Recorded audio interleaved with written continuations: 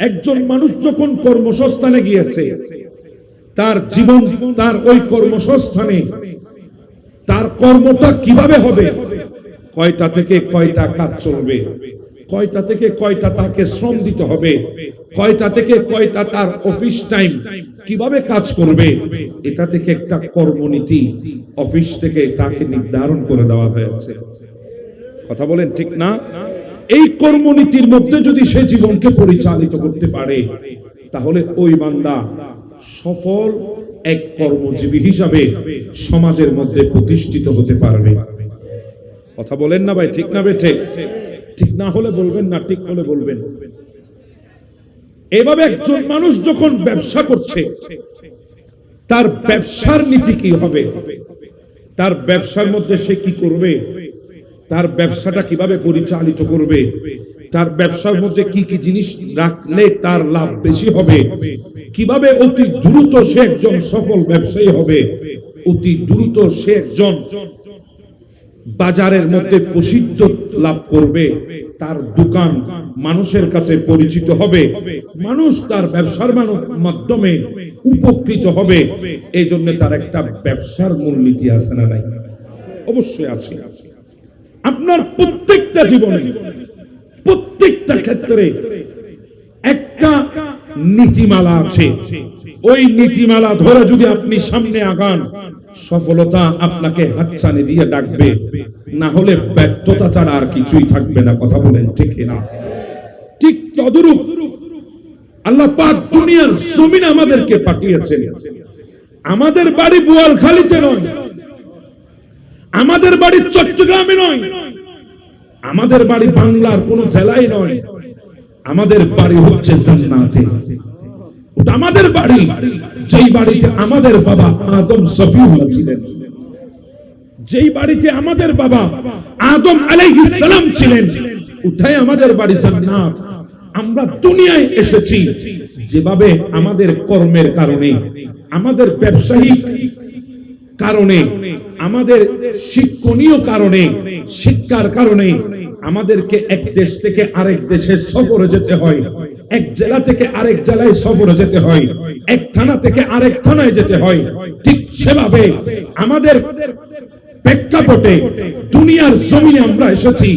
আমাদের বাবা জান্নাত থেকে দুনিয়ায় এসেছে এই দুনিয়াকে প্রতিষ্ঠা করার জন্য, এই দুনিয়াকে উর্বর করার জন্য। আমাদের বাবা দুনিয়ায় এসেছে, আমরা দুনিয়ার জমিনে এসেছি, কিন্তু আমাদের বাড়ি জান্নাত। আমাদের বাড়ি যখন জান্নাত হয়েছে, কর্মের কারণে আপনি অন্য থানায় গেলেও, কর্মের কারণে আপনি অন্য জেলায় গেলেও, আপনার গন্তব্য কিন্তু শেষমেশ আপনার বাড়ির দিকে। আপনাকে আপনার বাড়ির মধ্যেই ফিরতে হবে। আপনার কর্ম শেষ করে, ব্যবসা শেষ করে, শিক্ষা শেষ করে আপনাকে আপনার বাড়ির মুখী হতে হবে। ঠিক তদরূপ দুনিয়ায় এসেছি আমরা, আল্লাহ পাঠিয়েছেন নির্দিষ্ট একটা কারণে।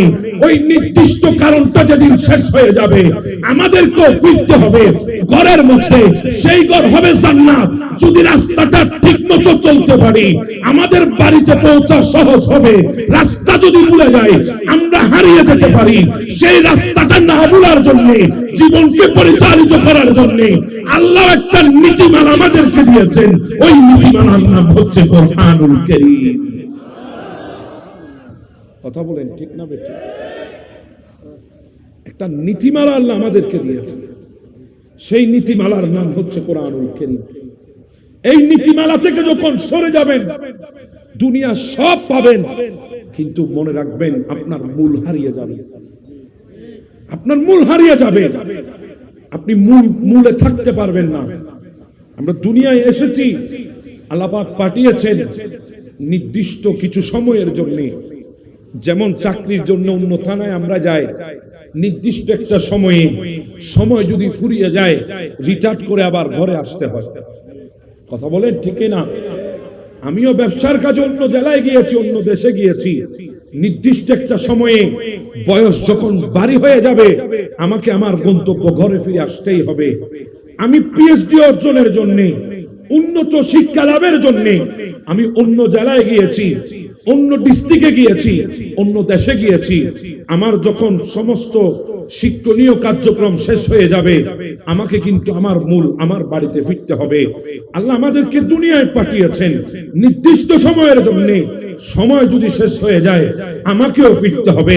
এখন প্রশ্ন হলো আপনার কাছে, আমার কাছে, গিয়েছেন ঢাকায়, যদি চট্টগ্রামে আসতে হয়, আপনাকে আপনার নীতিমালাকে অনুসরণ করে চট্টগ্রামের গাড়িতে আপনাকে উঠতে হবে। অন্য জেলার গাড়িতে উঠলে আপনি চট্টগ্রামে আসতে পারবেন না। আপনার নীতিমালাকে সামনে রেখে আপনার টিকিট করতে হবে চট্টগ্রামের, তখন আপনি আপনার গন্তব্যে চট্টগ্রাম আসতে পারবেন। যদি টিকিট অন্য জেলার হয়, গাড়িতে উঠলেও আপনি কিন্তু চট্টগ্রামে আসতে পারবেন না। ঠিক তদরূপ দুনিয়ায় এসেছি, নির্দিষ্ট একটা মূলনীতি আল্লাহ দিয়েছেন, সেটা হলো কোরআনুল কারীম। এটাকে যদি আঁকড়ায় ধরতে পারেন, তাহলে গন্তব্য জান্নাতে পৌঁছাতে পারবেন। এটাকে যদি ছেড়ে দেন, তাহলে জান্নাতে পৌঁছানো সম্ভব হবে না। সেক্ষেত্রে জান্নাতে পৌঁছানো আমাদের জন্য স্বপ্ন হয়ে থাকবে। কথা বলেন ঠিক না বেঠিক? আমাদেরকে কোরআনকে অনুসরণ করে চলতে হবে। এই কোরআনটা আল্লাহ পাক আমাদের জন্য বড় নিয়ামত দান করেছে। আল্লাহ আমাদের তো কোনো হাইসিয়ত নাই, আমাদের কোনো যোগ্যতা নাই, আমাদের কোনো কোয়ালিটি নাই। হ্যাঁ, আপনি আজকে বলেন আমি সবচাইতে সেরা, আপনি বলেন আমি সবচাইতে কাবিল, আপনি ভাবেন আপনি দুনিয়ার শ্রেষ্ঠ সেলিব্রিটি, আপনি মনে করেন আপনি দুনিয়ার বড় শিল্পপতি, আপনি মনে করেন আপনি দুনিয়ার বড় অনেক রাজনীতিবিদ। হ্যাঁ, আপনি মনে করতে পারেন, এটাতে কিছু আসে যায় না। কিন্তু মনে রাখবেন, আপনি দুনিয়ার সবচাইতে বড় শিল্পপতি হতে পারেন, দুনিয়ার সবচাইতে বড় কোটিপতি হতে পারেন, দুনিয়ার সবচাইতে বড় ধনাঢ্য ব্যক্তি হতে পারেন, দুনিয়ার সবচাইতে শিক্ষিত মানুষ হতে পারেন, আপনি ডক্টর ডিগ্রি লাভ করতে পারেন, দুনিয়ার সবচাইতে ফেমাস রাজনীতিবিদ আপনি হতে পারেন, দুনিয়ার সবচাইতে বড় সেলিব্রিটি আপনি হতে পারেন। কিন্তু মনে রাখবেন, আপনিও নাপাক পানি থেকে, আমিও নাপাক পানি থেকে, রাস্তার সুইপার, রাস্তার দিনমজুর, রিকশাওয়ালা, ঠেলাগাড়িওয়ালা, সেও নাপাক পানি থেকে। আপনাকেও যেতে হবে গোরস্থানে, আমাকেও যেতে হবে গোরস্থানে। আপনি বলতে কিছুই নাই, সবগুলো বিলীন হয়ে যাব, দুনিয়ার জমিনে কেউ থাকতে পারবে না। কথা বলেন ঠিক না বেঠিক? তো এত দাম্ভিকতা আপনার ভেতরে কেন? এত অহংকার আপনার ভেতরে কেন? একটাই কারণ, আপনার মূলনীতি আপনার সামনে নাই, কোরআন আপনার সামনে নাই, আপনার জীবন কোরআনের মাধ্যমে চলে না, আপনার জীবন দুনিয়াবাজির মাধ্যমে চলে। কথা বলেন ঠিক না বেঠিক? হ্যাঁ, নাপাক পানির কতর আমরা এখানে কেউ দাম্ভিকতা করার কোনো সুযোগ নাই, কেউ বড়ত্ব দেখানোর সুযোগ নাই। সবাই আমরা নাপাক পানির তৈরি। কুনতু মাম মাহিনা, নাপাক পানির কতরা ছিলাম, নাপাক পানির কতরা, পরিচয় দেওয়ার মতো কোনো হাসিয়ত ছিল না, নাপাক পানির কতরা ছিলাম। সালবি আবি কাওয়াইদ উম্মিক, বাবার পৃষ্ঠের মধ্যে ছিলাম, মায়ের সিনার ভেতরে ছিলাম। আল্লাহ বাবার পৃষ্ঠ থেকে বের করে বাবার শুক্রাণু বানিয়েছে, মায়ের সিনা থেকে বের করে মায়ের ডিম্বাণু বানিয়েছে, ওই শুক্রাণুকে ডিম্বাণুতে এনে ফেলেছে। ওখান থেকে আল্লাহ পাক আমাদেরকে জামাআতু ফি বাতনি উম্মিক, মায়ের পেটে একত্রিত করেছেন। মালিক দয়া করে আমাদেরকে মায়ের পেটে দান করেছেন। আপনি কিভাবে অস্বীকার করবেন? আপনি কিভাবে অস্বীকার করবেন? গায়শাতু ফি গিয়াশা, আল্লাহ আমাদেরকে পর্দার মধ্যে আবদ্ধ করেছেন। পর্দা, হ্যাঁ, পর্দাটা পানির পর্দা ছিল। আজকে ছোট বাচ্চা দুনিয়ায় আসলে মাথার উপরে যদি আপনি পানি ডালেন, বাচ্চাটার নিঃশ্বাস আটকে যায়, আপনি তখন হাত দিয়ে তাড়াতাড়ি বাচ্চাটার মুখ মাসে করে দেন, যাতে নিঃশ্বাসটা ক্লিয়ার হয়, নিঃশ্বাসটা স্বাভাবিক হয়। এটাই আপনি আমি করি। কিন্তু আল্লাহর মেহেরবানি দেখেন, আমাদেরকে মায়ের গর্ভে রেখেছেন, নাপাক পানির ওই বিন্দুর মধ্যে, পানির বিন্দুর মধ্যে আল্লাহ আমাদেরকে রেখেছেন। ওই পানিটা যদি ভেঙে যায়, সন্তান আর মায়ের পেটে থাকতে পারে না। ওই পানির বিন্দুর মধ্যে আল্লাহ আমাদেরকে রেখেছেন। চিন্তা করেন আল্লাহ কত বড় দয়া আমাদের উপরে করেছেন। ফি সালাতিন যুলুমাত, তিন অন্ধকারের ভেতরে আল্লাহ আমাদেরকে রেখেছেন, তিন অন্ধকারের ভেতরে। ওখান থেকে আল্লাহ পাক আমাদেরকে সুম্মা রাব্বাইতু, আমাদেরকে প্রসেসিং করেছে। প্রসেসিং করে মা আম্মাকিনা সুম্মা দামা। আল্লাহ আমাদেরকে রক্তপিণ্ড বানিয়েছে, রক্তপিণ্ড। ওই রক্তপিণ্ড থেকে সুম্মা মুদগা, হৃৎপিণ্ড বানিয়েছে। হার্ট যাকে বলি, দারকান যাকে বলি, আল্লাহ সেটা বানিয়েছে। সুম্মা আযামা, এরপরে হাড্ডি বানিয়েছে মায়ের গর্ভের ভেতরে। ফাকাসাউতুল আযামা লাহমা, আল্লাহ আমাদেরকে ওই হাড্ডি আর গোশতগুলোকে আল্লাহ কভার দিয়েছেন। কভার, সেই কভারটা হলো চামড়ার কভার। চামড়া দিয়ে আল্লাহ কভার বানিয়েছে আমাদেরকে। কভার বানিয়ে একবার চিন্তা করে দেখেন ভাই, দিমাগটা লাগান, অন্তরের কানটা লাগান, আল্লাহ কত বড় দয়া করেছে। একবার চিন্তা করেন, বেয়াদবি মাফ করবেন, মায়ের ছোট্ট একটি রাস্তা, ওই রাস্তা দিয়ে আল্লাহ আমাদেরকে দুনিয়ায় পাঠিয়েছে। ব্রেনে কাজ করে না, চিন্তা হারিয়ে যায়, গবেষণা ফেল হয়ে যায়। ছোট একটি রাস্তা দিয়ে কিভাবে দুনিয়ায় আসলাম? আল্লাহ বলে, আমি এক ফেরেশতা রেখেছি তোদের মায়ের গর্ভের মধ্যে। আম্মা সাবিলা ইয়াসির, তাকে নির্দেশনা দিয়েছি, যত সময় যাবে সে রাস্তাটাকে বড় করে দেবে, তোকে দুনিয়া আসার সুযোগ করে দেবে। ভাই কিভাবে বুঝাইতাম আল্লাহ কত বড় দয়া করেছে, কত বড় দয়া আল্লাহ করেছেন। দুনিয়ায় এসেছি, দাঁত তো ছিল না, জীবাণুর শক্তি কোত্থেকে থাকবে? দুনিয়ায় এসেছিলাম, বলার শক্তি ছিল না। দুনিয়ার বুকে এসেছিলাম, শোনার শক্তি ছিল না। দুনিয়ার বুকে এসেছিলাম, দেখার শক্তি ছিল না। দুনিয়ার বুকে এসেছিলাম, ধরার শক্তি ছিল না। দুনিয়ার বুকে এসেছিলাম, পা ছিল, হাঁটার শক্তি ছিল না। সব ছিল, ইস্তেমাল করার মতো শক্তি ছিল না, ব্যবহার করার মতো শক্তি ছিল না। সবল ছিলাম না, দুর্বল ছিলাম, উপায় ছিল না, নিরুপায় ছিলাম। কুনতু সগীরা, বড়ই দুর্বল ছিলা। কুনতু যায়ীফা, কুনতু সগীরা, বড়ই ছোট ছিলা। কুনতু যায়ীফা, বড়ই দুর্বল ছিলা। কুনতা জাহিলা, মূর্খ ছিলা, মূর্খ, কিছুই বুঝতা না, কিছুই ছিল না। ওখান থেকে আল্লাহ উপায় দান করে, সবল করে আল্লাহ আমাদেরকে গোটা হায়াতের ইম্পর্টেন্ট যে হায়াত, গোটা হায়াতের মধ্যে সবচাইতে গুরুত্বপূর্ণ যে হায়াত, যৌবন, আল্লাহ আমাদেরকে দান করেছেন।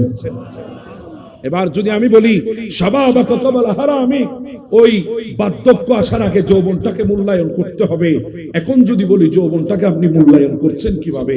আপনি তো যৌবন মানে মনে করেন আপনি যুবতী মেয়ে নিয়ে ডেটে যেতে হবে। যৌবন মানে মনে করেন R15 বাইকটা আপনাকে চালাতে হবে, ইয়ামাহা জেট ভার্সন 2 চালাতে হবে। যৌবন মানে আপনি মনে করেন রাস্তার ধারে দাঁড়িয়ে দাঁড়িয়ে বন্ধু বান্ধবের সাথে আড্ডা দিতে হবে। হ্যাঁ, যৌবন মানে আপনি মনে করেছেন কক্সবাজারে গিয়ে স্টিল করতে হবে। যৌবন মানে মনে করেছেন বায়াপনার মধ্যে নিজের হায়াতটাকে অতিবাহিত করতে হবে। কিন্তু যুবকের না রে বাবা, অনেক সময় দোষ তাদের গার্ডিয়ানের, অনেক সময় দোষ তাদের অভিভাবকের। কারণ বলতে শুনেছি অনেক অভিভাবককে, ছেলে মাত্র যৌবন পেয়েছে, যুবক হয়েছে, এই বয়সে একটু একটু না করলে আর কখন করবে?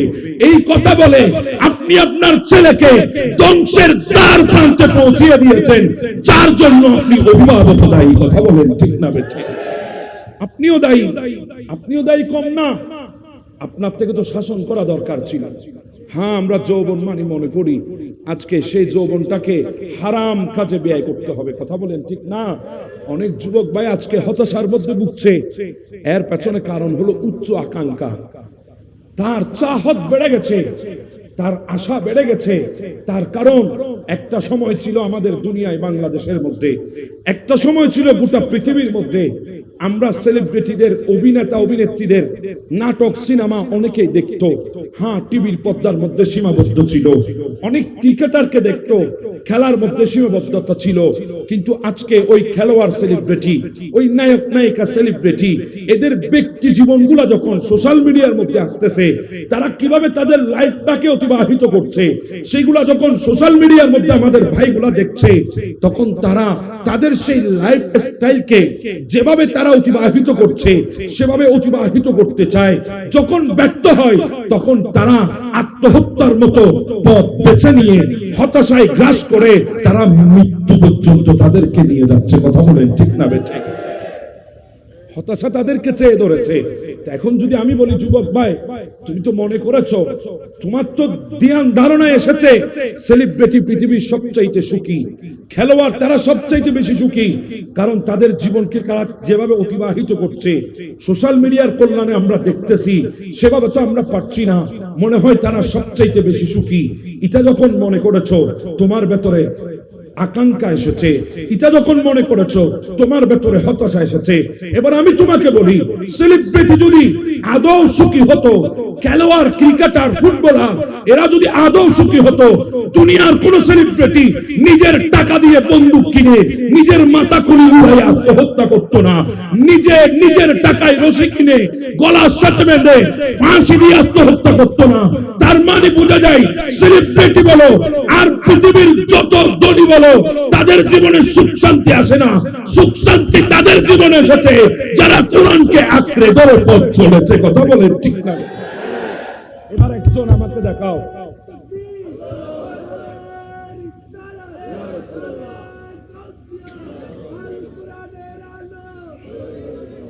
এবার একজন তুমি আমাকে দেখাও যেই মানুষটা আলেম, কোরআন পড়েছে, যেই মানুষটা কোরআনের সাথে সম্পর্ক রেখেছে, যেই মানুষটা আল্লাহ নবীর সুন্নত তরিকা অনুসরণ করে চলেছে, হায়াত অতিবাহিত করেছে, সেই মানুষটা আত্মহত্যা করেছে, এরকম একজন মানুষ তুমি আমাকে দেখাও।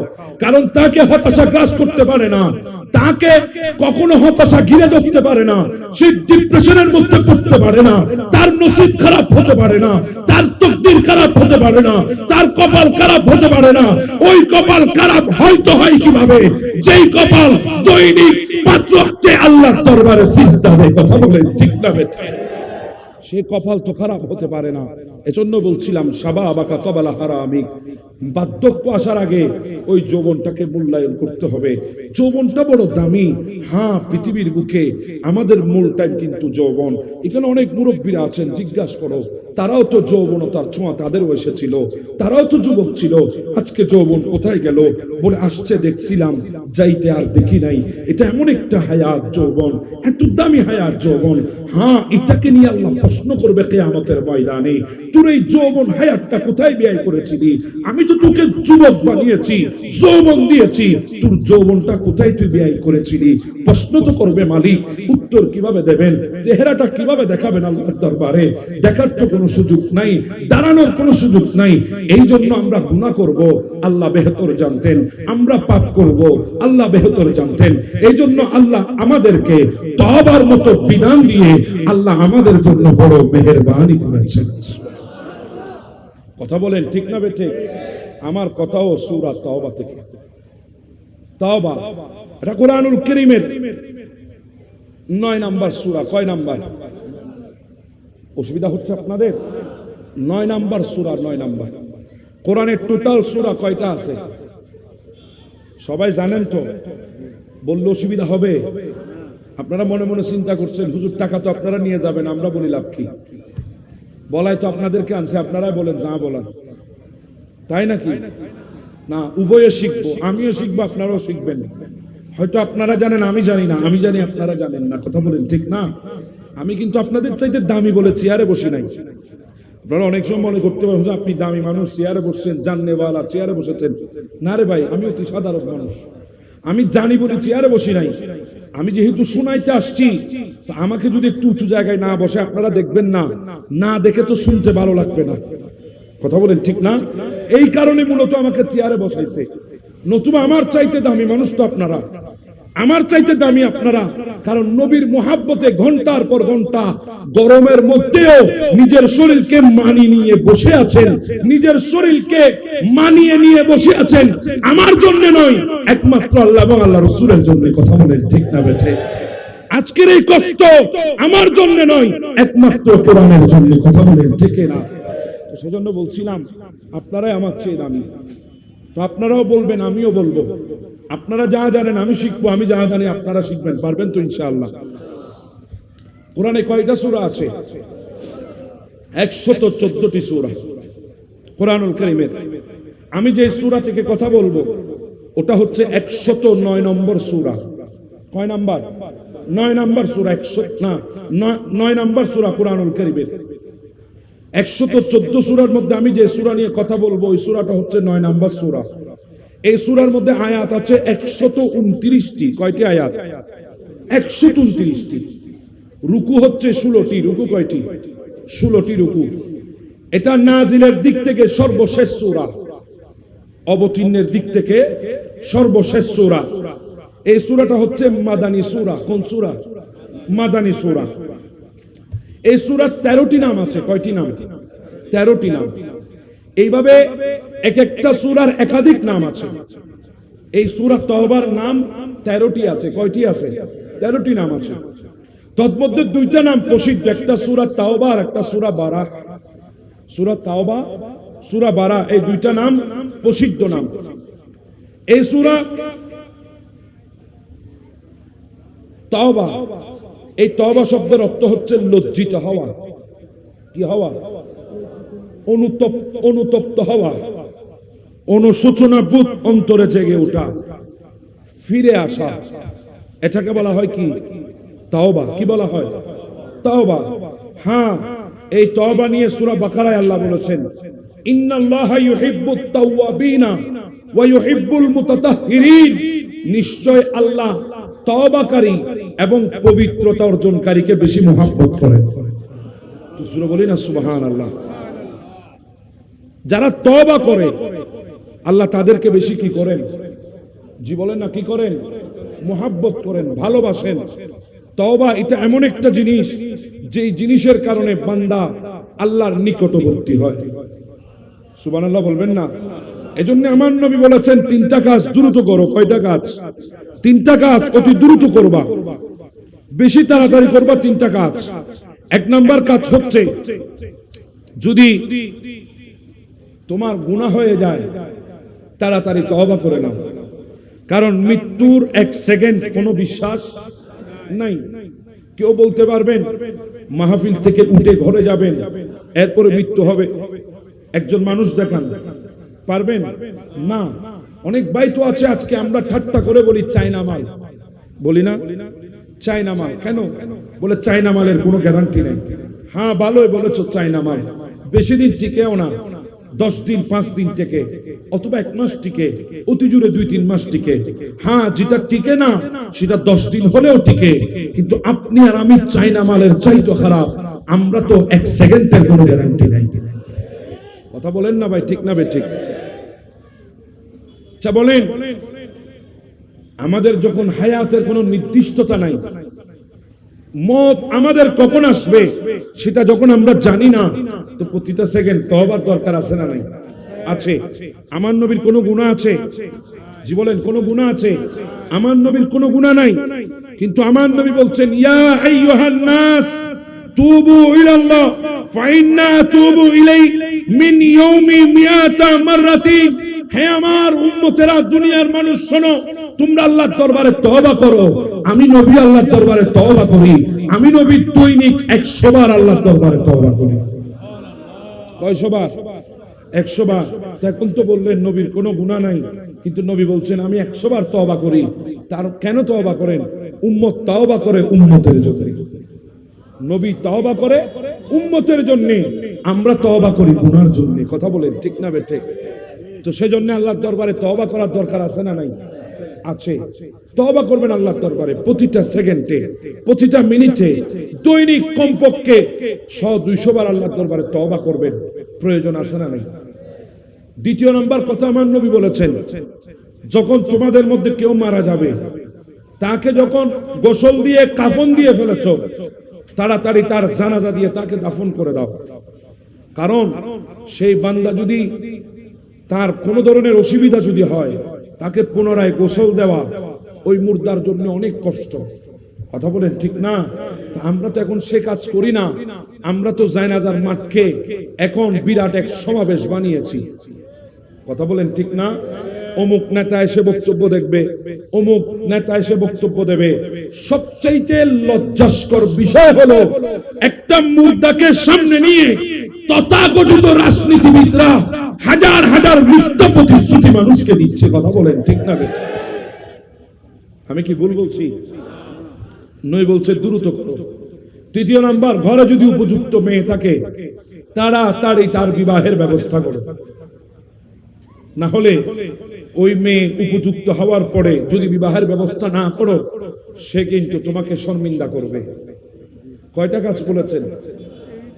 দেরিতে না দ্রুত? জি বলেন, দেরিতে না দ্রুত?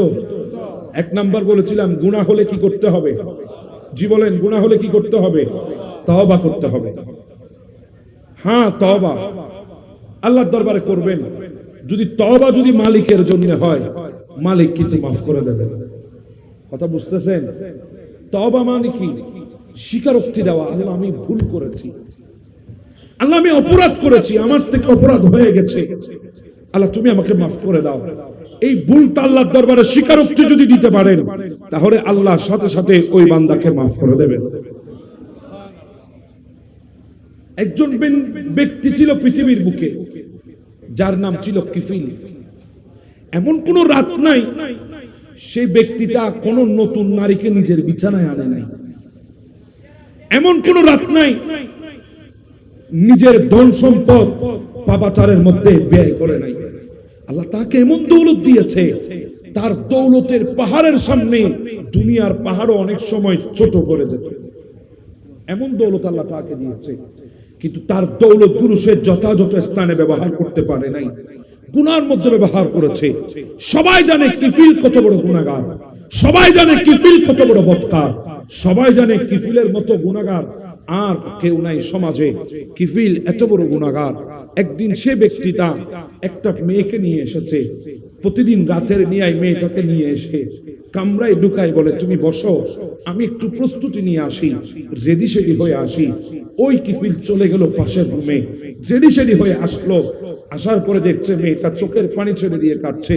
কিফিল বলে, কিরে, আমি তো তোকে জোর করে আনি নাই, আমি তোকে ধরে আনি নাই, আমি তো তোকে কোনো বল প্রয়োগ করে আনি নাই, তোকে আমি এখানে অপহরণ করে আনি নাই, স্বইচ্ছায় আমার হাতে ধরা দিয়েছো। আমিও টাকার বিনিময়ে তোমাকে নিয়ে এসেছি, তোমারও টাকা প্রয়োজন, আমার তোমাকে প্রয়োজন, একজন আরেকজনের প্রয়োজন মেটানোর জন্য বিনিময়ের মাধ্যমে তোমাকে এনেছি, তুমি কাঁদছো কেন? ওই আল্লাহর বান্দিনীটা বলে, ওই মেয়েটা বলে, কিফিল আমি কোনো বাজারি মেয়ে না, আমি কোনো পতিতালয়ের মেয়ে না, আমি কোনো খারাপ মেয়ে না, আজকে মুকদ্দর আমাকে মজবুর করেছে, তাকদীর আমাকে মজবুর করেছে, আমি মজবুরে পড়ে আজকে তোমার চৌকাঠে এসেছি, তোমার হাতে ধরা দিয়েছি, নতুবা আমি কোনো খারাপ মেয়ে না। কিন্তু আমি কাঁদছি কেন জানো? কারণ কাল কিয়ামতের ময়দানে তো এই চেহারাটা মালিকের দরবারে দেখাতে হবে। কিভাবে দেখাবো এত বড় গুনাহ করার পরে? আজকে তো আমরা অনেকে আছি, ঘরের দরজা বন্ধ করলে মনে হয় কেউ আমাকে দেখে না, আমি গুনার মধ্যে লিপ্ত হয়ে যাব, কেউ বলতে পারবে না। ভাই, পৃথিবীর কেউ জানবে না, কিন্তু শুনো, নাহানু আকরাবু মিন হাবলিল বরিদ, আমাদের রব আমাদের গর্দানা শাহরগের চেয়ে কাছে আছে। প্রত্যেকটা পদক্ষেপ দুনিয়ার কেউ দেখে না, একমাত্র আমার মালিকে দেখে। কথা কোন ঠিক না বেঠিক? আল্লাহ দেখে সব কিছু, আমরা কি করছি আর কি করছি না। মনে তো করেছি ঘরের দরজা বন্ধ হয়ে গেছে, যা পাপাচার আছে ঘরের দরজা বন্ধ করে করব, পৃথিবীর কেউ বলতে পারবে না। কিন্তু ভাই, কেউ জানবে না, একজন তো জানবে। উনার কাছে দাঁড়াতে হবে, উনার কাছে যেতে হবে, কোন মুখটা নিয়ে উনার কাছে যাব, কিভাবে চেহারাটা দেখাবো। আজকে তো গুনাহ নাই এমন কোন বান্দা নাই, বুকে হাত দিয়ে কেউ বলতে পারবেন না আমার গুনাহ নাই। এই মজমার মধ্যে যদি আমি জিজ্ঞাসা করি কে আছেন গুনাহ করেন নাই, কাউকে পাওয়া যাবে না। হ্যাঁ, যদি আমার কথা বলেন, আমার গুনাহগুলো যদি আপনি জানতেন, আপনি কখনো এখানে আসতেন না। আমি যদি আপনার গুনাহ সম্পর্কে জানতাম, আমিও কখনো এখানে আসতাম না। কিন্তু আমার মালিকটা কত বড় দয়াবান দেখেন। আমরা গুনাহ করছি, মালিক প্রত্যেকটা গুনার কথা জানে। আমরা পাপাচারে লিপ্ত, আমার মালিক জানে। আমরা আল্লাহর শরীয়ত বিবর্জিত কাজ করছি, আমার মালিক জানে।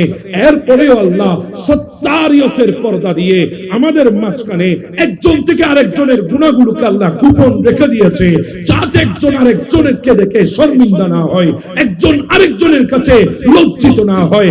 এত বড় দয়া পৃথিবীতে কেউ করবে না। কারণ আমার যদি একটু মাত্র দোষ যদি আপনি জানেন, আপনি দোকানে বসে বসে সমালোচনা করেন, আমার বিন্দু বিন্দু পরিমাণ যদি দোষ আপনি জানেন, মানুষকে বলে বেড়ান, কিন্তু আমার হাজার দোষ আমার মালিক সত্তারিয়তের পর্দা দিয়ে গোপন করে রেখে দিয়েছে। কত বড় দয়া আল্লাহ করেছে। আল মালিকুল কুদ্দুস সালামুল মুমিনুল মুহাইমিনুল আজিজুল জব্বারুল মুতাকাব্বির, আমার মালিক ছাড়া এই কাজ আর কেউ করতে পারে না। এত বড় দয়া একমাত্র আমার মালিকই করেছেন। কথা বলেন ঠিক না?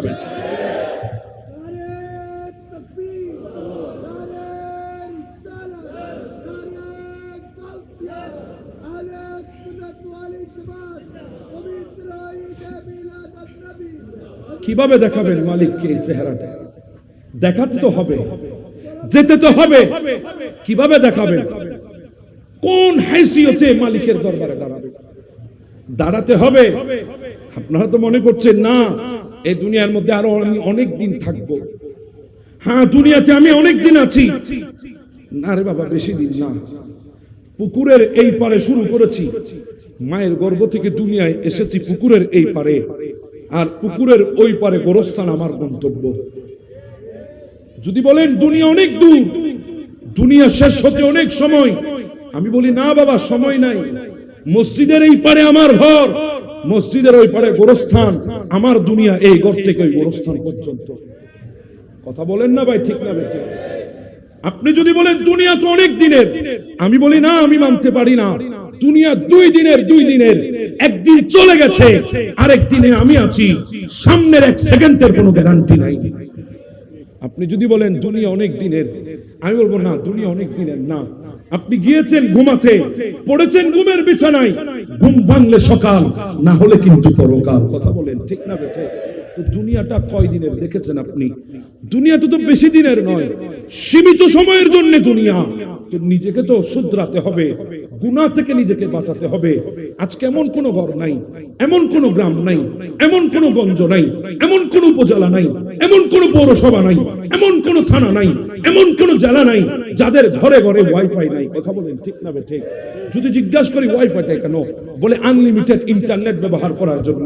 হ্যাঁ, করেন ব্যবহার, ইন্টারনেট অসুবিধা নাই, ভালো কাজেও তো ব্যবহার করা যায়। আপনি তো ভালো কাজে ব্যবহার করেন না। বুকে হাত দিয়ে বলেন 24টা ঘন্টার মধ্যে আপনি কয় ঘন্টা ইন্টারনেটের মাধ্যমে আপনি গুনাহে লিপ্ত হচ্ছেন? একটু নিজেকে প্রশ্ন করে দেখেন। আপনাকে আমাকে দাঁড়াতে হবে আল্লাহর দরবারে কঠিন এক মুহূর্তে, যেদিন পৃথিবীর কোন নবীরা পর্যন্ত আল্লাহর দরবারে দাঁড়ানোর সাহস করবে না।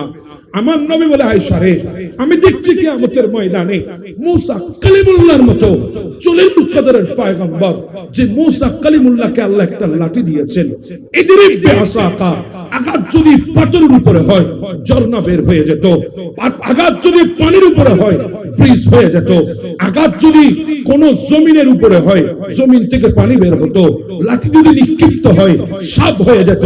এত বড় মুজিজা সম্পন্ন নবী ছিলেন মুসা কালিমুল্লাহ। উলিল আযমের নবীদের মধ্যে অন্যতম ছিলেন মুসা কালিমুল্লাহ। ওই মুসা কালিমুল্লাহকে যিনি জমিনে দাঁড়িয়ে আল্লাহর সাথে কথা বলেছে, আমার নবী বলে, আমি দেখতেছি কিয়ামতের ময়দানে মুসা কালিমুল্লাহ আল্লাহ যখন ডাক দিবে, লিল্লাহি ওয়াহিদিল কাহ্হার, আজকের রাজত্বকার মুসা কালিমুল্লাহ আল্লাহর আরশের খুঁটিটা জড়িয়ে ধরে আল্লাহর দরবারে রব্বি সাল্লিম সাল্লিম বলে দোয়া করছে, আল্লাহ আমাকে বাঁচা, আমাকে বাঁচা, আমাকে বাঁচা। সেদিন আপনার আর আমার হাসিয়ত কি হবে একবার চিন্তা করেন না। আজকে তো মজেছি, রাত ব্যয় করছি গুনাহের মধ্যে পড়ে। কথা বলেন ঠিক না? এই চেহারাটা মালিককে কিভাবে দেখাবেন? কিভাবে দেখাবেন এই চেহারাটা? কিভাবে দাঁড়াবেন কিয়ামতের ময়দানে? দেখাতে তো অবশ্যই হবে। কথা বলেন ঠিক না ঠিক? অবশ্যই দেখাতে হবে, কেউ বাঁচতে পারবেন না। সবাইকে মালিক তো বলছিল কিফিল, কেন কাঁদিস বোন, কেন কাঁদিস রে মেয়ে? বলে, আমি কাঁদি, আমি চেহারাটা আল্লাহর দরবারে কিভাবে দেখাবো? আমি এত বড় গুনার মধ্যে লিপ্ত হচ্ছি, কিয়ামতের ময়দানে কিভাবে আল্লাহর কাছে যাব? তখন কিফিল ডাক দিয়ে বলে, বোন, আমি তোকে কোনো ছুঁই নাই, একটা আঙ্গুলের স্পর্শ তোকে লাগাই নাই, এরপরেও তুই আল্লাহর ভয়ে চোখের পানি ছেড়ে দিয়েছিস। তুই চিন্তা করছিস এই চেহারাটা আল্লাহকে কিভাবে দেখাবি, অথচ কোনো গুনাহ করিস নাই। ও বোন, আমি তো এমন কোন রাত নাই গুনার মধ্যে লিপ্ত হই নাই। মানুষ জানে আমি কত বড় গুনাহগার, মানুষ জানে আমি কত বড় পাপী, আমার কি করা উচিত, আমি কিভাবে চেহারাটা আল্লাহকে দেখাবো। বোন, আমি যদি মারা যাই কোনো মানুষ পাবা না যে আমাকে কবর দেবে, লাঠি দিয়ে ধাক্কায় ধাক্কায় আমাকে কবরও ফেলবে না, কেউ আমার মুখটাও দেখতে আসবে না, কুকুর বিড়ালে আমার বডিটা চিড়ে পিড়ে খাবে। টাকা থাকতে পারে কিন্তু নাফরমানি মালিকের করেছি, সমাজে কোনো হাইসিয়ত আমার নাই। বোন, আমি তোর গায়ে হাত দেব না, নে আমি তোকে তোর সম্পদের টাকার থলেটা দিয়ে দিচ্ছি, তুই তোর প্রয়োজন জরুরত মোতাবেক তুই খরচ কর, আমি তোকে ছুব না, তোর থেকে কোনো বিনিময় আমি নেব না, ধর আমি তোকে টাকার তোলে দিয়ে দিলাম।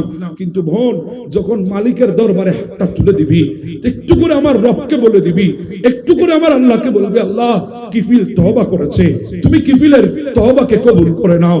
ও বোন, আমার তওবা আল্লাহ কবুল করবে না, আমি আল্লাহকে বললেও আল্লাহ আমার তওবা কবুল করবে না, কারণ আমি গুনাহগার, আমি বদকার, জিয়াকার, হায়াত আল্লাহর নাফরমানির মধ্যে ব্যয় করেছি। তুই যদি একটু করে আল্লাহর দরবারে হাত তুলে দিস, হয়তো আমার আল্লাহ তোর চোখের পানির বিনিময়ে আমাকে মাফ করে দিতে পারে। ওই রাতে কিফিল দুনিয়া থেকে চলে গেছে।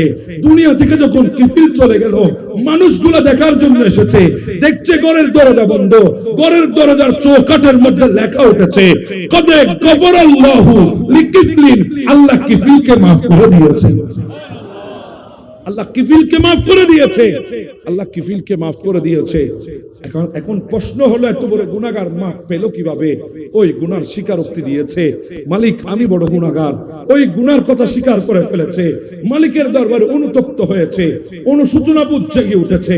বান্দা শুধু একটু বলুক, আমার আল্লাহ চায়, আমার আল্লাহ সাথে সাথে মাফ করে দেবে। কেমন দয়াবান আমার আল্লাহ!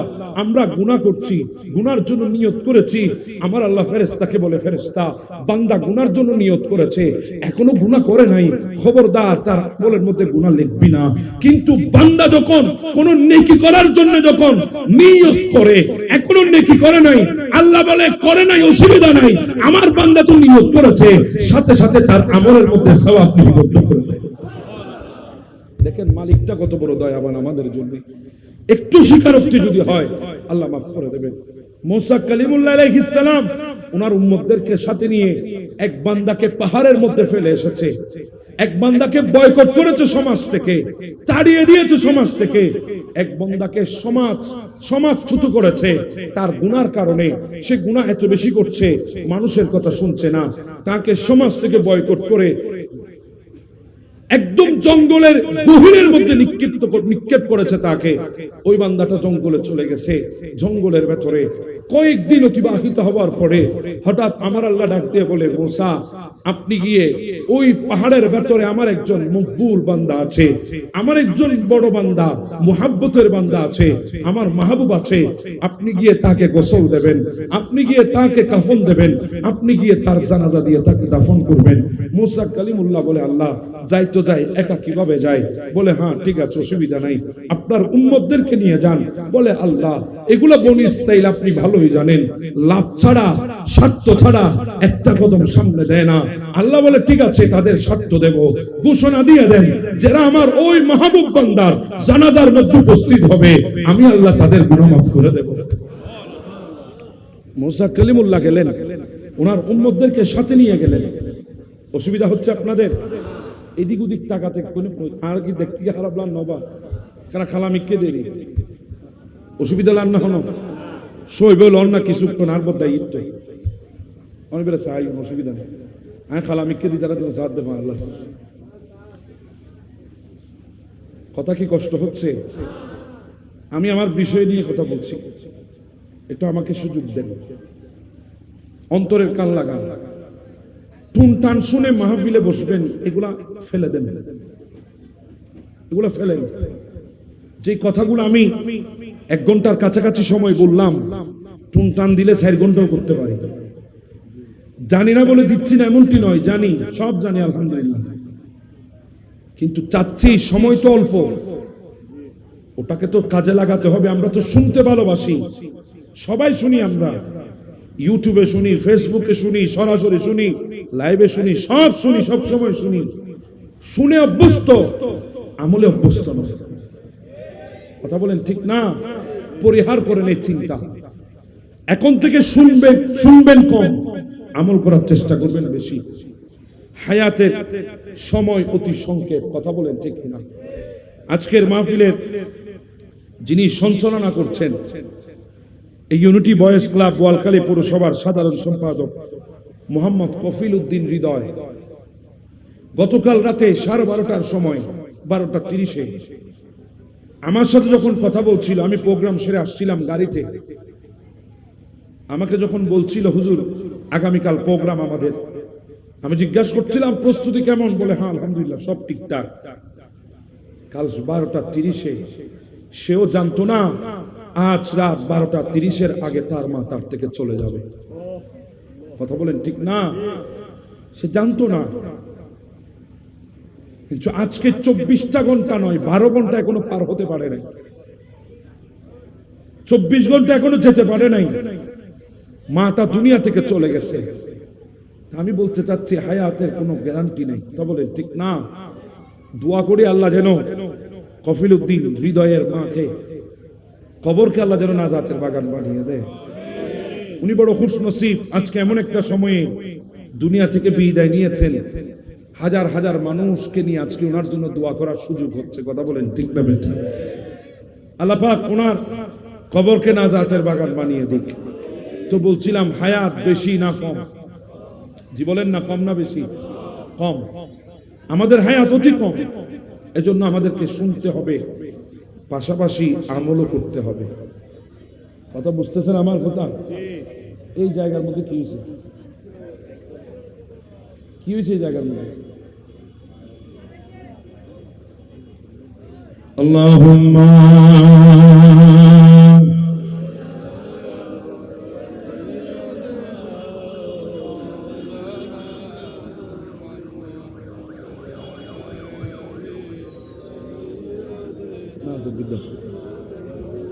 नारे तकबीर, नारे रिसालत, नारे गौसिया, শাহে মদিনা, মুকাররম বাড়ি হুজুরের আগমন,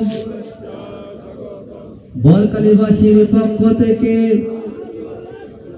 72 পাড়ার পক্ষ থেকে, ইউনিটি বয়েজ ক্লাবের পক্ষ থেকে নারে তাকবীর, নারে রিসালাত, নারে গাউসিয়া,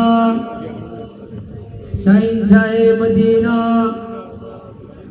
আলহামদুলিল্লাহ আমাদের মাঝে এসে উপস্থিত হয়েছে আজকের এই তাফসীরুল কোরআন মাহফিলের সম্মানিত তাফসীর কারক, আলামিন বাড়িয়া দরবার শরীফের নায়েবে শততামশীল মুফতি সৈয়দ মোহাম্মদ মুকাররম বাড়ি মাতাজিল আলী সাহেব। আমি ওনাকে আসন অলঙ্কিত করার জন্য সবিনয় অনুরোধ জানাচ্ছি। সবাই বলি মারহাবা। যার জন্য আপনারা এতক্ষণ অপেক্ষা করছেন, আমারও সহ্য করতেছেন। আজকের মাহফিলের প্রধান আকর্ষণ চট্টলার ঐতিহ্যবাহী বাড়িয়া দরবার শরীফের সাজ্জাদা নশীন হযরতুল আল্লামা জনাবে মাওলানা সৈয়দ মোহাম্মদ মুকাররম বাড়ি সাহেব কিবলা মুদাজিল্লাহুল আলী, উনি তশরিফ এনেছেন। আল্লাহ পাক ওনার তশরিফ আওয়ারিকে কবুল আর মঞ্জুর করে নিন।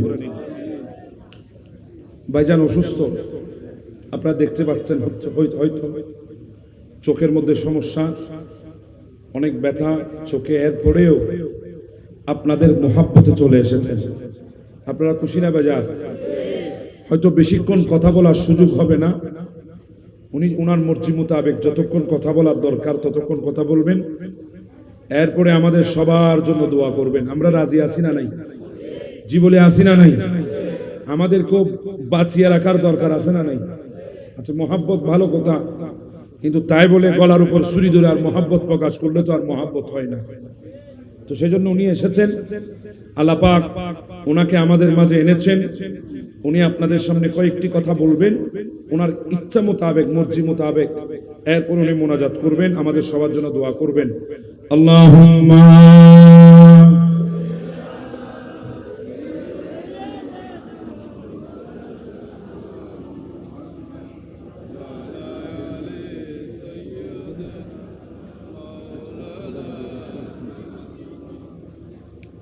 আপনাদের মনোযোগ আছে? বলছিলাম আল্লাহ বলেছেন মূসা যান, আপনি কি আপনার উম্মতদেরকে সাথে নিয়ে আমার ওই মাহবুবের জানাজা পড়েন, তাকে গোসল দেন, কাফন দেন, তাকে দাফন করেন। মূসা ইসলাম বলে, আল্লাহ আপনি তো চিনেন এগুলো বনী ইসরাঈল, এরা স্বার্থ ছাড়া একটা কদমও দেবে না। আল্লাহ বলে, অসুবিধা নাই, আমি তাদেরকে দিচ্ছি তো, যারা আমার ওই মাহবুবের জানাজায় অংশগ্রহণ করবে আমি আল্লাহ তাদের গুনাহ মাফ করে দেব। সবাই তো গেলেন মূসা কালিমুল্লাহর সাথে। মূসা আলাইহিস সালাম ওই পাহাড়ের গহীনে ঢুকার পরে ওই বান্দাকে দেখে মূসা ইসলাম তাজ্জব হয়ে গেছে। মূসা ইসলাম উম্মতরা বলে, ওগো আল্লাহর নবী মূসা, খেলা তো অনেক খেলেছেন, আজকে বুঝি আপনার শেষ খেলা, আর কি খেলা দেখাবেন?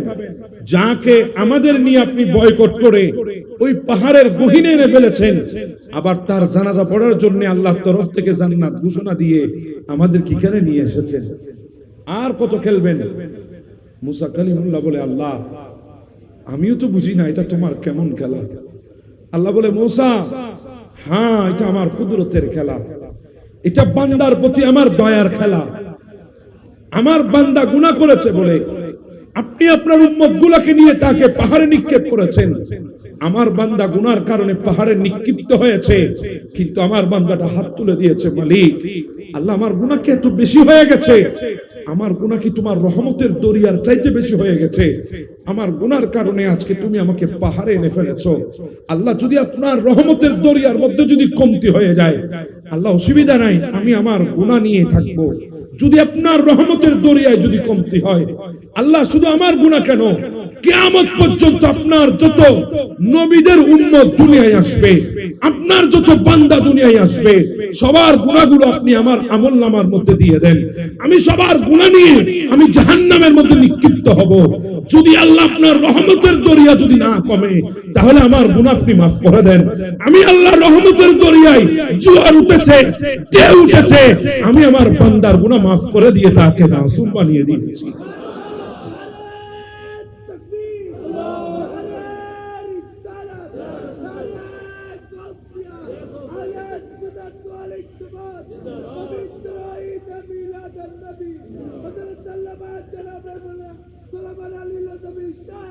সেজন্য বলছিলাম তওবা মানে স্বীকারোক্তি দেওয়া, স্বীকারোক্তি। আল্লাহর দরবারে স্বীকার করবেন আমি গুনাহ করেছি।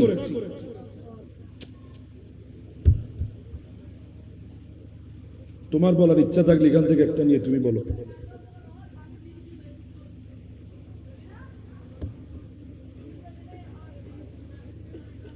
এগুলার কারণে মাইন্ডসেটটা নষ্ট হয়ে যায়। আমি আগেও বলেছি, কথা বলবেন না, ভালো না লাগলে উঠে চলে যান, কোনো অসুবিধা নেই। আপনি একজনের কারণে মাহফিল নষ্ট হবে এমনটা কিন্তু মানতে পারবো না। আল্লাহ পাক আমাদেরকে বোঝার তৌফিক দান করে দিক। আল্লাহ চাই বান্দা স্বীকারোক্তি দিক। আল্লাহ বান্দা একবার বলুক আমি গুনাহ করেছি, আল্লাহ আমি গুনাহ করেছি, এই কথাটা একবার বলুক।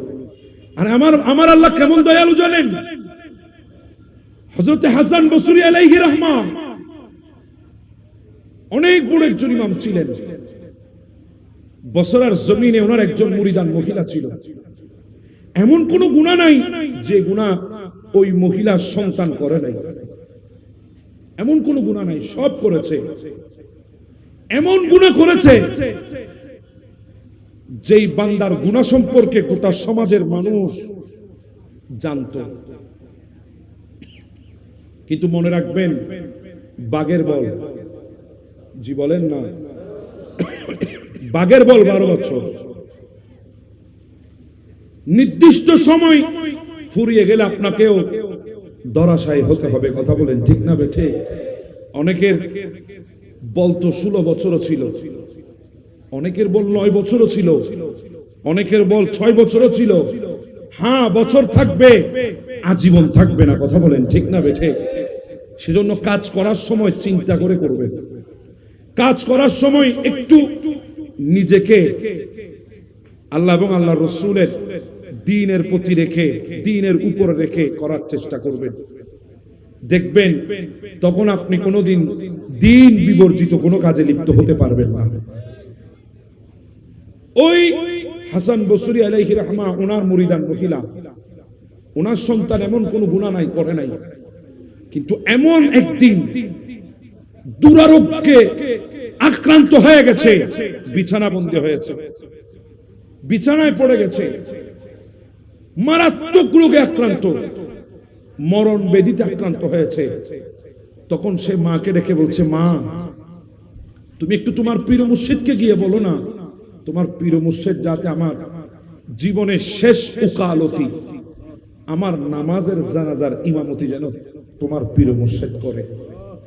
এবার যদি আমি জিজ্ঞাসা করি, ভাই আপনি এই ওসিয়ত কি করেছেন? আপনি কি বলেছেন আপনার সন্তানকে, বাবা আমি মারা গেলে অমুক আল্লাহ ওয়ালাকে দিয়ে আমার জানাজার ইমামতিটা করাবে? আপনি বলেছেন অমুক আল্লাহ ওয়ালার হাত দিয়ে আমাকে কাফনের কাপড় দিবা, অমুক আল্লাহ ওয়ালার স্পর্শে আমাকে দাফন করবে, জানাজা দিবা, এরকম কি বলেছেন?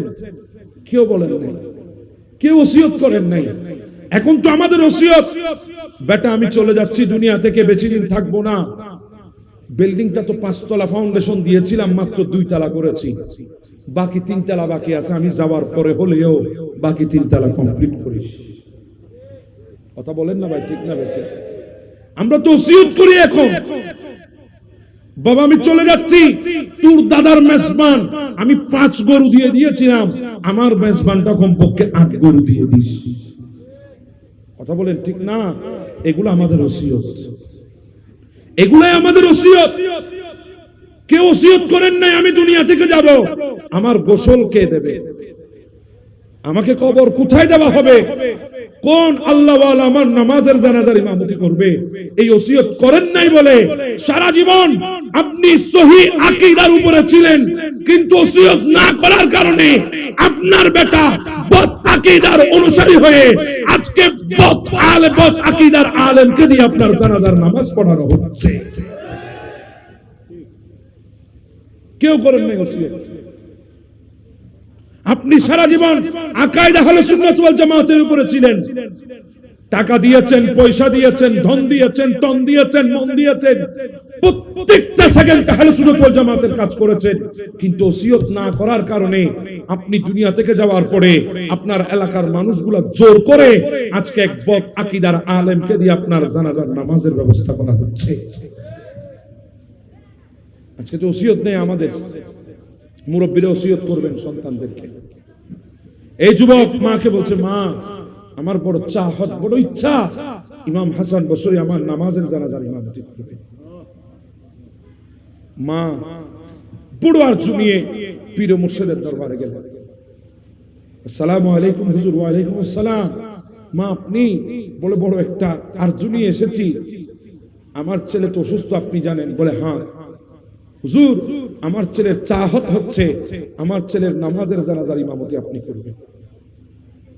এই কথা যখন হলো, ইমাম হাসান বসরি বলছে, মা আপনার সন্তান তো এমন কোনো গুনাহ নাই, করে নাই, সমাজের সবাই জানে।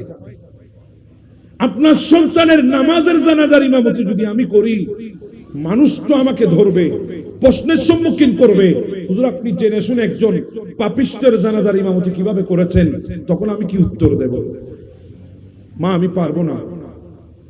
মায়ের মন তো ছোট হয়ে গেছে, কারণ পৃথিবীর সবার নজরে আপনি নিকৃষ্ট হতে পারেন, মায়ের নজরে কোনোদিন সন্তান নিকৃষ্ট না। কথা বলেন ঠিক না বেটে? পৃথিবীর সবাই আপনাকে তাড়িয়ে দিতে পারে, বয়কট করতে পারে, মা কোনোদিন সন্তানকে বয়কট করে না। সবাই আপনার সুখের সময়ের সাথী, যদি দুঃসময় চলে আসে সবাই ছেড়ে দেবে, মা কোনোদিন আপনাকে ছাড়বে না, বাবা কোনোদিন আপনাকে ছাড়বে না। আরে মা, আরে বাবা, আপনার মা আমার মা আপনাকে আমাকে 9টা মাস গর্ভে রেখেছে, আর আপনার বাবা আমাদের বাবা আমাদেরকে যুবক হওয়া পর্যন্ত, যৌবন আসা পর্যন্ত আমাদেরকে মাথায় নিয়ে ঘুরেছে। কথা বুঝতেছেন তো? ওই মা চেহারা মলিন করে চলে এসেছে। সন্তান মায়ের চেহারা দেখে বলতে পেরেছে, হুজুর অস্বীকার করেছে, আমার নামাজে জানাজা পড়াতে পারবে না বলে দিয়েছে মনে হয়। মা কি হলো?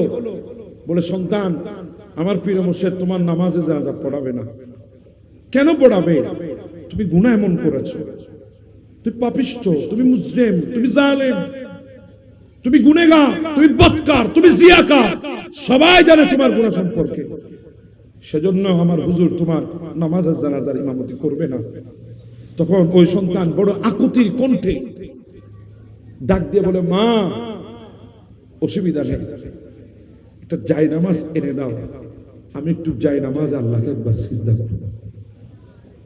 মা ডাক দিয়ে বলে, সন্তান বড় আজীব কথা, জন্মের পর থেকে কোনোদিন দেখলাম না তুই পশ্চিম দিকে লুটাই পড়তে, ভুলেও কোনোদিন পশ্চিম দিকে সিজদা করতে দেখি নাই, আজকে তুই মালিকের দরবারে সিজদা করবি, এর চাইতে বড় আজীব কি হতে পারে?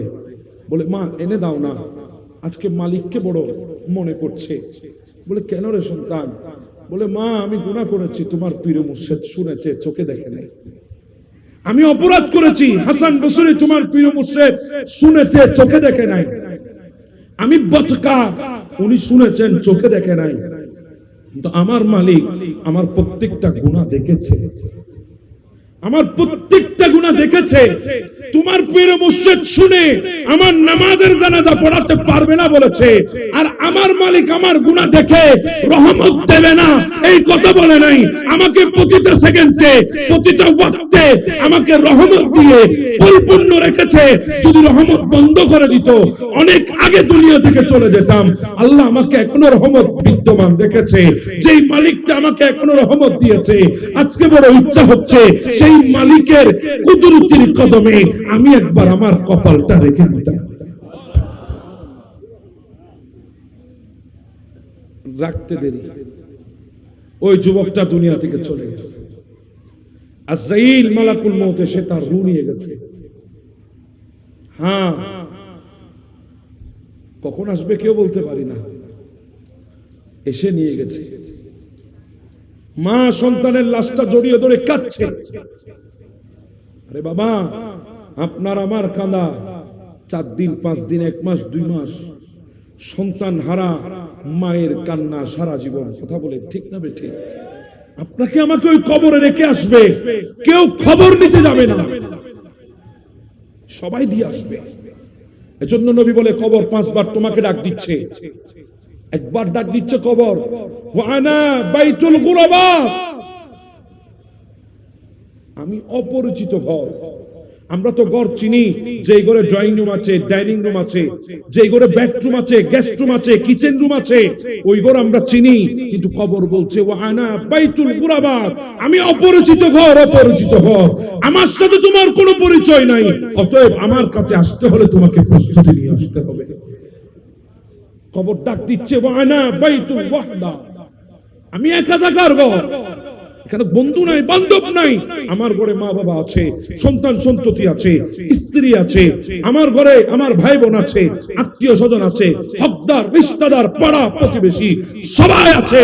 কিন্তু কবর বলছে, ওয়ানা বাইতুল ওয়াহদা, আমি একা থাকার ঘর, আমার ঘরে কোনো বন্ধু নাই, বান্ধব নাই, সবাই দিয়ে আসবে, সবাই রেখে আসবে, কেউ সাথে যাবে না। বাবা বলেন, ভাই বলেন, বন্ধু বলেন, আত্মীয় বলেন, স্বজন বলেন, পাড়া প্রতিবেশী সবাই বলেন, মুরিদ বলেন, পীর বলেন, সবাই দিয়ে আসবে, কেউ যাবে না, সবাই রেখে আসবে, কেউ যাবে না। ওয়ানা বাইতুল ওয়াহদা, একা থাকার ঘর, একা থাকার ঘর, আমার কাছে আসতে হলে প্রস্তুতি নিয়ে আসতে হবে। কবর ডাক দিচ্ছে, ওয়ানা বাইতুত তুরাব, আমরা তো এখন ঘর চিনি সেমি পাকা, ঘর চিনি বিল্ডিং, ঘর চিনি টাওয়ার, ম্যানশন, মঞ্জিল, কুঠি, ভিলা। কথা বলেন ঠিক না? কবর বলছে, ওয়ানা বাইতুত তুরাব, আমি মাটির ঘর, মাটির ঘর, আমার কাছে আসতে হলে প্রস্তুতি নিয়ে আসতে হবে। কবর ডাক দিচ্ছে, ওয়ানা বাইতুদ দুদ, একটা পোকা যদি এসে শরীরে পড়ে, সেকেন্ডের জন্য শরীরে রাখেন না, ঝেড়ে ফেলে দেন। কথা বলেন ঠিক না? একটা পোকাকে সহ্য করতে পারি না, কিন্তু কবর বলছে, ওয়ানা বাইতুদ দুদ, আমি পোকামাকড়ের ঘর, আমি পোকামাকড়ের ঘর। একবার চোখটা বন্ধ করে চিন্তা করেন, যে জায়গাটার মধ্যে দিন দুপুরেও যেতে ভয় লাগে, যেই জায়গাটার মধ্যে দিন দুপুর একা যেতে মনে চাই না, যেই জায়গাটা বাঁশবাগানের মধ্যে মসজিদের পাশে, নতুবা পুকুরের পাড়ে, নতুবা নদীর কিনারে, নতুবা বিলের মাঝখানে, নতুবা পাহাড়ের চূড়ায়, যেখানে দিনে যেতে ভয় লাগে, সেখানে কিভাবে থাকবো? একবার চিন্তা করেন, কিভাবে থাকবো? কিভাবে থাকবো? এজন্য তো বলছি, যদি রাসূলের সুন্নাত তরিকা অনুসরণ করে যদি চলতে পারেন, বিসমিল্লাহি ওয়া আলা মিল্লাতি রাসূলিল্লাহ বলে যখন আপনাকে আমাকে সুপর্দ করা হবে, যদি নবীর সুন্নাত তরিকা অনুসরণ করে যদি চলতে পারেন, নবীর প্রেম আর ভালোবাসা যদি কলিজায় রাখতে পারেন, ওই কবরে আমাদেরকে রাখার আগে আমার নবী এসে আমাদেরকে রিসিভ করে নেবে, রিসিভ করে নেবে, রিসিভ করে নেবে।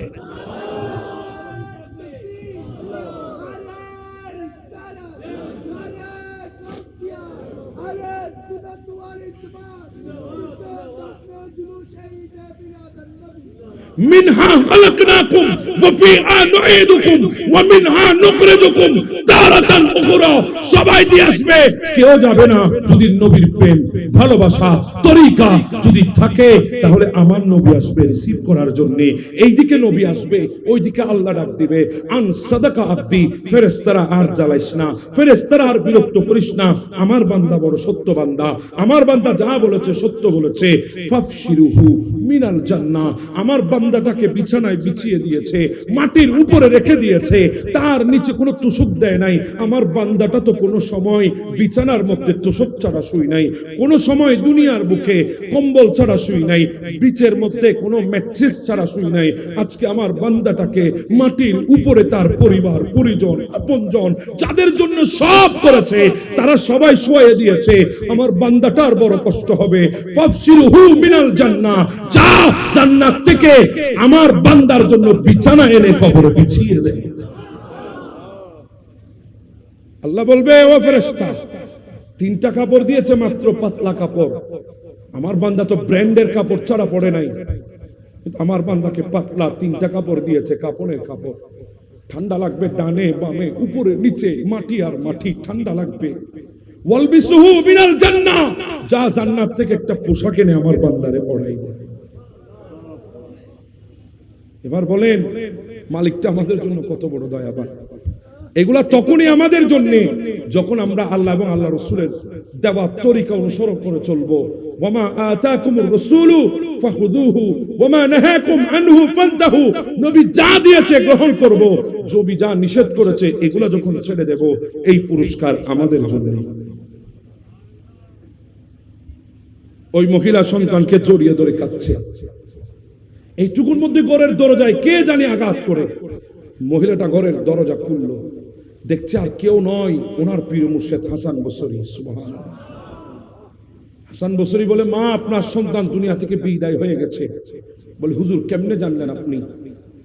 আমি তো এখনো ঘর থেকে বের হই নাই, ঘরের দরজা খুলে কাউকে বলতে যাই নাই, এখনো মাইকিং হয় নাই, এলান হয় নাই, কাউকে বলি নাই, আপনি কিভাবে জানলেন? হাসান বসরি বলে, আমি ঘুমছিলাম, আল্লাহ আমাকে ইলহাম করেছে। আল্লাহ বলে, হাসান বসরি রে, যাও আমার ওই বান্দাকে গিয়ে তুমি গোসল দিবা, কাফন দিবা, তুমি তাকে জানাজা দিয়ে দাফন করবা। আল্লাহ কোন বান্দা? বলে, যার জানাজা পড়াতে তুমি অস্বীকার করেছো, সেই বান্দাকে শুধু জানাজা পড়ালে হবে না, গোসলও দিতে হবে, কাফনও দিতে হবে, তার জানাজাও পড়াতে হবে, দাফনও করতে হবে। আল্লাহ সে তো গুনেগার, বদকার, জিয়াকার। আল্লাহ বলেছিল, যখন আমার রহমতের দরিয়ার কথা স্মরণ করে ফেলেছে, আমার দয়ার কথা যখন বলে ফেলেছে, নিজের গুনার কথা যখন স্বীকার করে নিয়েছে, নাব্বি ইবাদি আন্নী আনাল গফুরুর রহিম, আমি আমার বান্দার জন্য ক্ষমাশীল হয়ে গেছি। সুবহানাল্লাহ।